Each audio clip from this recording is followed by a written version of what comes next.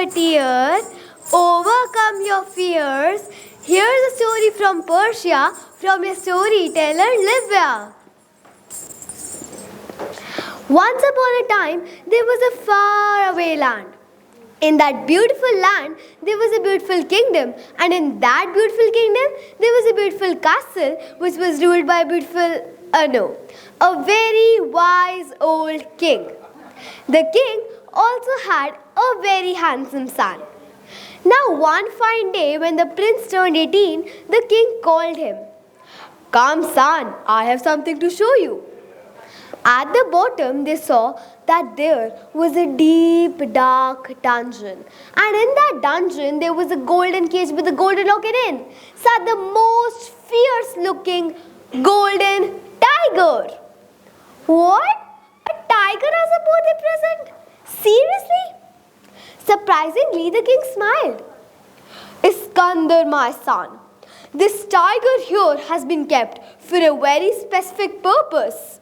You know, son, I have done it. My father has done it. His father has done it. And all your great-grandfathers have done it.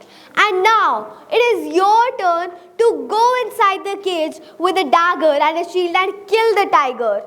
Then only you'll be considered as the king." I have to fight a tiger, Dad? It's impossible to fight a beast. Come, muster your courage, my son. Prince Iskandar started having a feeling of hate and resentment towards his father. That night, when everything was dark and silent, Prince Iskandar left the palace and fled away from home. And he walked and he walked and he walked through the thick forest and he walked through the thin forest and he reached a beautiful white mansion. There stood an old man with long white beard and long white hair, wearing a long white robe.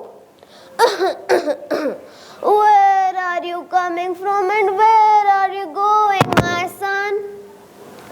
"I'm sorry, don't ask me that question. I'm lost and I'm trying to find my way in this world." "You can stay at my place for as long as you want."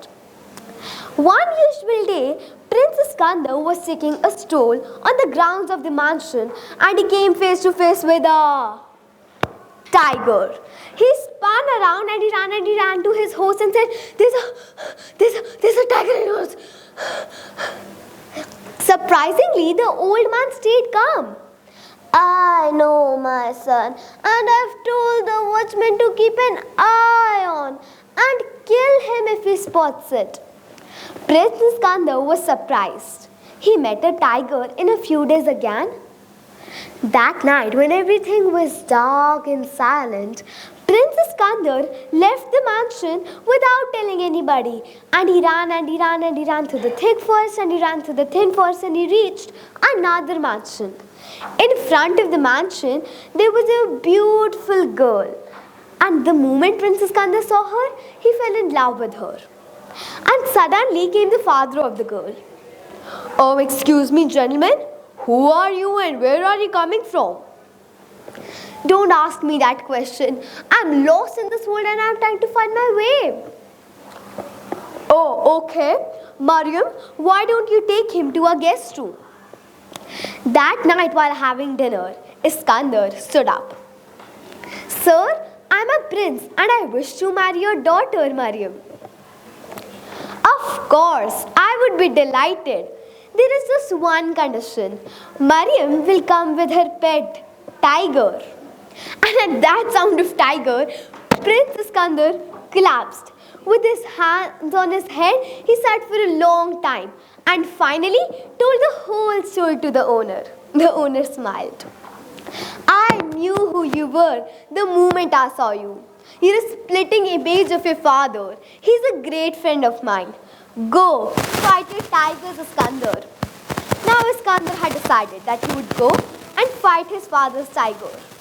When he reached his kingdom, he saw men and women and children waiting to see the battle between the Iskandar and the tiger.